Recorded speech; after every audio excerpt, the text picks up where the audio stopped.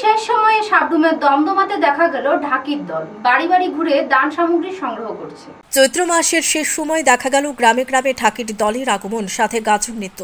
2 April সন্ধ্যা 7টা থেকে দমদমায় এই বছরের প্রথম দেখা গেল গাজন নৃত্য।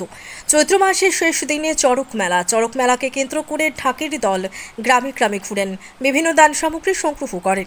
ঢাকির দলের সাথে থাকেন শিবগৌরীর নৃত্য দেখতে ভিড় জমান গ্রামের মানুষ। যে গ্রামে যান সেই গ্রামের প্রত্যেক বাড়িতে যান ঢাকির দল।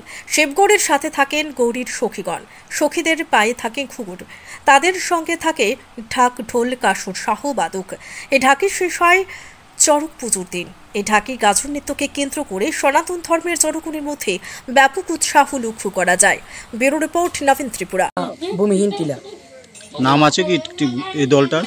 টিমের নাম এখনো করিনি, করবো আজকেই ফার্স্ট। আর এমনি আগে আমরা অন্য দলের সাথে করেছি, আজকে আমরা একটা নতুন দল খুলেছি সবাই মিলে ঢাকিটা সম্পূর্ণ করার জন্য। তোমাদের এই চড়ক পূজাটা কোথায় হয়? চড়ক পূজাটা ভূমিহীন টিলা কালীবাড়ি। কতদিন ধরে চলবে এই গাজন নৃত্য? এই গাজন নৃত্য মনে করেন না 9-10 দিন বা 8 দিন। কবে শেষ করবে? ফুল বিশুর পরের থেকে, পরবের দিন রাত্রে। কোন তোমরা সাবরুমের মধ্যে কোন জায়গার মধ্যে ঘুরো এই গাজন নৃত্য নিয়ে?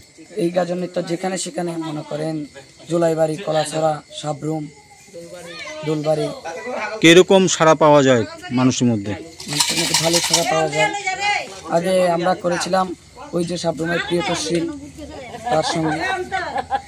এখন আমরা নিজে চিন্তা করে দেখেছি যে একটা দল বের করে দেব। আজকেই প্রথম।